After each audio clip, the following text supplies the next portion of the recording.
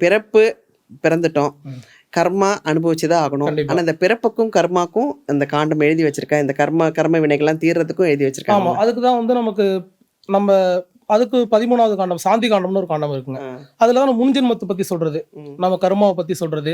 அந்த கர்மாவால வந்து நம்ம இப்ப என்னென்ன மாதிரியான கஷ்டங்கள் அனுபவிச்சுட்டு இருக்கோம். நிறைய பேர் சொல்றாங்க இந்த பிறவியில எனக்கு தெரிஞ்ச நான் யாருக்கும் எந்த கெடுதலுமே பண்ணதில்ல. ம். ஆனா இவ்வளவு பெரிய பிரச்சனையை வந்து நான் சந்திச்சுக்கிட்டு இருக்கேன். இதுக்கு காரணம் வந்து நம்மளுடைய கர்மா.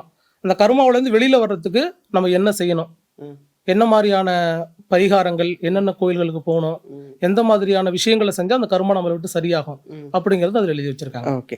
அந்த பரிகாரங்கள் செய்யும்போது எந்திரங்கள் பத்தி எதுக்கு நீங்க நிறைய சொல்றீங்க? ஆக்சுவலி எந்திரங்கள் நிறைய நம்மளுடைய காண்டம்ல பாத்தீங்கன்னா, ஆமாங்க, எந்திரங்கள் வந்து ஸ்தாபிக்கிறதே வந்து க கோயில்ல தானே. ஆமாங்க, இப்போ சம்பரோக்ஷணம் பண்ணும்போது எந்திரங்கள்லாம் வைப்பாங்க. பட் நமக்கு நாடி படிக்கும்போது எந்திரங்கள் பற்றியெல்லாம் வேற ஆமா. சொல்கிறாங்க. அதுக்குன்னு தனி ஒரு காண்டங்கள் இருக்குங்க. தீட்சை காண்டம்னு ஒண்ணு இருக்கு. தீட்சை காண்டம். ஆமாங்க. அதுலயும் வந்து நமக்கு எல்லாருக்கும் இந்த எந்திரங்கள்ங்கிறது இருக்காது. ம். அது என்னென்ன மாதிரியான பூஜைகள், என்னென்ன மாதிரியான ஹோமங்கள், அதை நம்ம வந்து கோயில்ல வந்து செஞ்சுக்கணுமா. அப்ப நீங்க சொல்ற மாதிரி ஒரு சில பேருக்கு அந்த எந்திரங்களும் வருது. ம்.